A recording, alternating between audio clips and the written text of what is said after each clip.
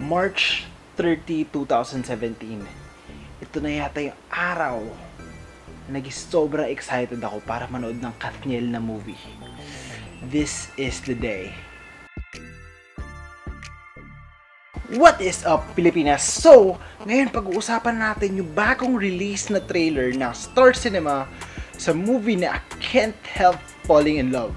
So, kung hindi nyo pa mapapanood yung trailer, watch it here, click it, then after nun, panoorin nyo ulit dito to watch the review kasi marami ako i-spoil. Pero bago tayo magsimula sa review, kung mahilig kayo sa movies or TV series, marami tayong pag-uusapan na ganun sa channel na to. So don't forget to subscribe and also click the bell button para mas lalo kayong ma-update or notified when the new video comes up.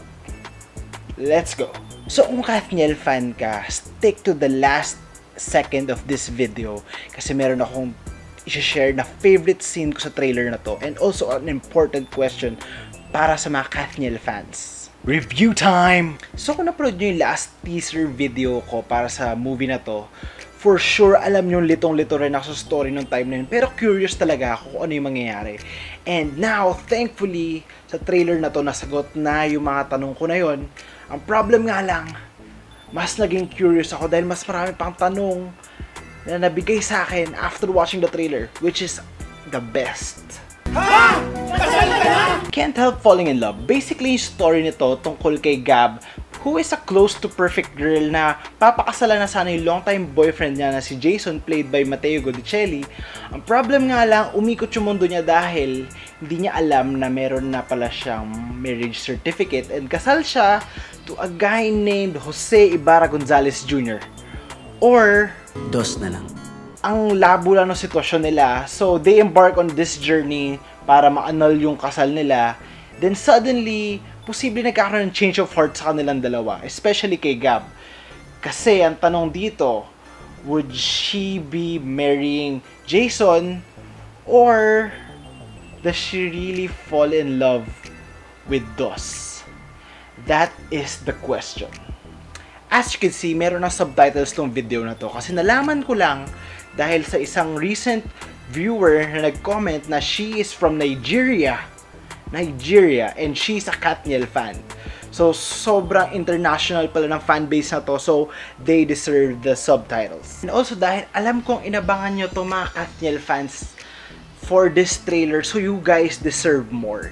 So, magiging two-part tong review na to. So, for the first part, pag-usap natin yung first impressions ko. And the second part, it's gonna be more detailed-oriented. First impressions. First of all, sabihin ko na, papanoorin ko to sa April 15. Mark my words. Now we know more about the story. Buti na lang hindi to naging tulad ng Spider-Man Homecoming na release few days ago na halos ibigay lahat ng major plot points nung movie. Isang magandang aspect ng trailer na to para sa akin would be yung na-manage niya i-satisfy tayong audience to know more about the story, pero at the same time, na-maintain niya pa rin yung curiosity natin para panoorin yung movie. So definitely, this trailer did its job well. Usually, kapag mainstream film, especially made by Star Cinema, madalas ini-expect na natin or napipredict na natin na magiging happy ending yung movie na to. Pero mga best, seryoso and literally, hindi ko alam kung ano mangyayari sa movie na to. Hindi ko alam kung magkakatuluyan ba talaga sila ni Dos or magkakatuluyan sila ni Jason. Pero at the same time, this is a good signal dahil unpredictable kung ano ang mangyayari. And yeah, this means mauubos yung pera natin dahil gusto natin panoorin yung movie. So, hindi pa kayo sure hanggang ngayon. Is this a hugot film? Definitely.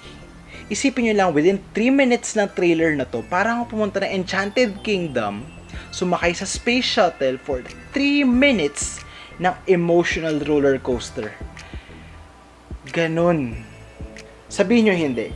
Dito sa trailer na to, makikita mo na agad yung range of emotions from super light, funny, cute, sweet moments to the heavy, hard-hitting drama emotions na hindi mo ma-handle kung paano mo haharapin yung sa toong buhay.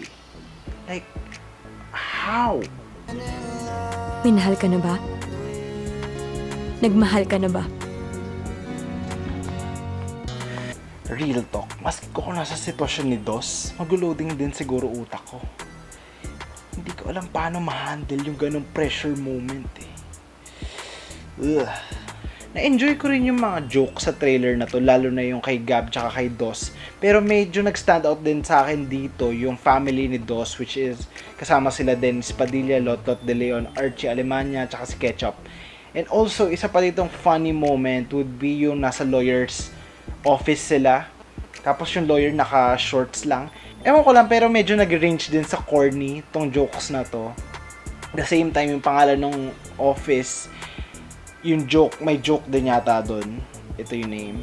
We can expect na medyo mababalance out din yung drama ng mga jokes sa film na to. So para hindi rin siya ganun kabigat. Ngayon pag-usapan naman natin yung acting. Obviously medyo in-expect ko na kay Cathay na medyo maganda na talaga yung level ng acting niya. Dahil once or twice napapanood ko sa isang movie, she could really evoke emotions. Ngayon, kay Daniel Padilla, nung napapanood ko before yung mga movies niya, feeling ko lang dadaan niya sa gwapo or pa-cute. Pero this time, I could say na parang nag-level up na talaga yung acting skills niya. Look at these scenes. Tignan niyo yung mata niya.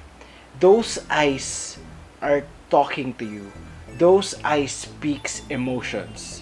Well, that's just me. Pero how about you guys? Napansin niyo rin ba yun? And one more, si Matteo Gudicelli. Kahit napanood lang natin siya dito na ilang seconds, trip ko yung acting niya dito as a nerd character. And it really fits.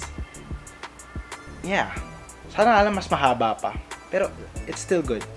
Almost nasabi ko na lahat ng nagustuhan ko sa film na to. Pero for the sake na may masabi akong ayaw, let's talk about the things that I didn't like. Unang-una yung generic cinematography and production design.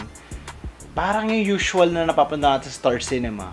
Pero, napapaisip din ako, does it really matter? Kung maganda naman yung story and yung mga camera movement and yung simple production design na move yung story, I think it's still good. It's not the best, pero it's still good. And then, lastly, yung narrator. Sawang-sawa na talaga ako sa narrator ng Star Cinema. Ayoko naman siya walang trabaho, pero I think pwede naman na yung trailer na walang narrator. What do you think? So in conclusion, papanoorin ko tong film na to and hopefully you guys, lalo na sa mga Kathniel fans, give this film a try. Ngayon, pag-usapan natin yung favorite part ko sa trailer na to. Yung favorite part or hugot line na nagustuhan ko dito would be this part. Sa totoo lang, nakakatakot magmahal. Pero nung nakilala kita, na-realize ko na mas nakakatakot pag pinili mong hindi magmahal. I guess marami tayo dito makaka-relate. Lalo na sa mga tao na takot gumalaw or lumalis sa comfort zone nila. Dahil regret is just the worst. Regret drives me crazy. Kasi hindi talaga natin malalaman kung hindi natin ito try. So, this trailer just shows us na pag pinanood natin itong movie na to, we will definitely learn life lessons. Hopefully, we guys get to absorb it and apply to our lives also. Question of the day. Dahil nakita ko na sobrang laki pala ng fanbase ng Kathniel at umaabot ito internationally, I want to know if you are a Kathniel fan. Comment down below #KathnielFan from your country. I'm just curious kung saan-saang part pa ng Earth may Kathniel fan. That is it, you guys. So, kung nagustuhan nyo itong video na to, don't forget to give it a thumbs up. And don't forget to subscribe and watch the other videos previously posted. And abangan nyo lang kasi marami pa akong post na video content like vlogs, interviews, and short films. So,